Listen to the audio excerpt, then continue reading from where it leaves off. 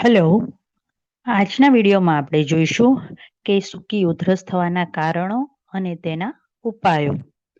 શું તમને સૂકી અને બળતરાવાળી ઉધરસ છે? સામાન્ય કફવાળી ઉધરસ કફ દોષ કરતાં આ ઉધરસ અલગ પ્રકારની છે. આમાં ગળફા નથી પડતા, પરંતુ ગળું સુકાય છે અને છોલાય છે.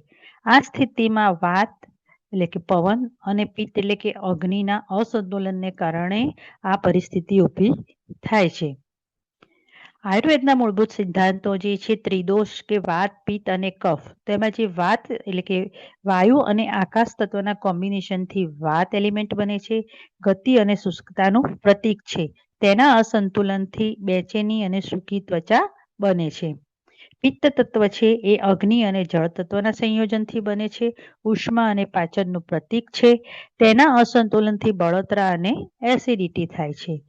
કફ છે, કફ પ્રકૃતિવાળા લોકોમાં કફમાં જળ અને પૃથ્વી તત્વની પ્રાધાન્યતા છે. તે સ્થિરતા અને ભીનાશનું પ્રતીક છે.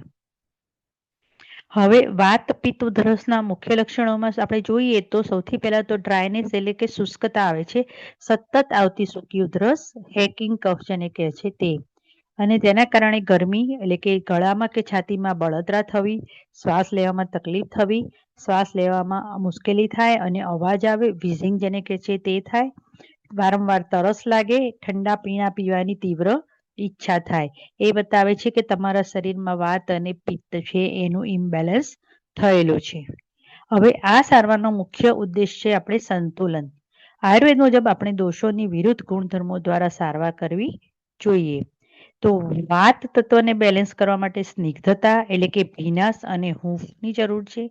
જ્યારે પિત્ત તત્વને બેલેન્સ કરવા માટે શીતળતા એટલે કે ઠંડકની જરૂર છે. તો સૌપ્રથમ વાત માટે તો વાત શમન માટે તેલ અને સ્નિગ્ધતા. તલનું તેલ એ અગત્યની એક વસ્તુ છે. તલનું તેલ છાતી પર સહેજ ગરમ કરી અને માલિશ કરવાથી જે છાતીમાં ભરેલી જે શુષ્કતા છે એ દૂર થાય છે. ઔષધીય ઘી, કંટકારી જેવી જડીબુટ્ટીઓ યુક્ત ઘીનું સેવન ફેફસાને ભીનાશ આપે છે. આ ઉપાયો વાયુની અનિયમિત ગતિને શાંત કરે છે, જેના કારણે વાયુને કારણે થતી ઉધરસમાં તમને રાહત મળે છે. પિત્ત દ્વારા થતી ઉધરસ માટે પિત્તના શમન માટે આપણે અહીંયા શીતળ ઔષધિઓનો ઉપયોગ કરીએ છીએ. ગરમી અને બળતરા ઓછી કરવા માટે ઠંડી પ્રકૃતિની વસ્તુઓ આપણે લેવી જોઈએ. એમાં જે ઉપયોગી ઔષધિઓ છે એ ફુદીનો છે, ધાણા, એલોવેરા એટલે કે કુંવાર છે.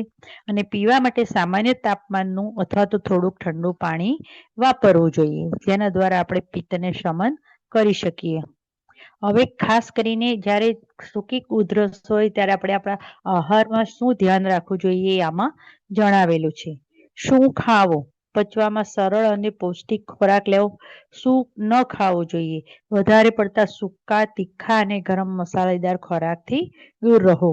આવા ખોરાક ગળાની બળતરા વધારે છે અને વાત પિત્તને બગાડે છે. આરામ એ વાત દોષને સંતુલિત કરવા માટેની શ્રેષ્ઠ દવા છે. પૂરતી ઊંઘ લો અને શારીરિક શ્રમ ઓછો કરો. વધારે બોલવાથી કે મુસાફરી કરવાથી ઉધરસ વધી શકે છે. એટલે કે સામાન્ય રીતે જે લોકોને સૂકી ઉધરસ આવે છે એ લોકોએ છાતી પર તેલથી માલિશ કરવી જોઈએ. ખોરાકમાં ફુદીનો અને ધાણાનો ઉપયોગ કરવો જોઈએ. તો આરામ કરવો જોઈએ. શું ન કરવું જોઈએ? તીખા અને તળેલા ભોજનનો ત્યાગ કરવો જોઈએ. એકદમ બરફ જેવું અથવા તો ફ્રીજનું ઠંડુ પાણીને પણ ન પીવું જોઈએ અને વધારે પડતી દોડધામ ન કરવી જોઈએ. તો આ રીતે તમે તમારા શરીરમાં જે વાત અને પિત્તને ઇમ્બેલેન્સ થયેલા છે એને બેલેન્સ કરી શકો છો. વાત અને પિત્તનું સંતુલન એ જ સાચી સ્વસ્થતા છે. શુષ્કતા અને ભીનાશથી અને ગરમીને શીતળતાથી જીતો. કુદરતી ઉપચારો અપનાવો અને શરીરને નિરોગી રાખો.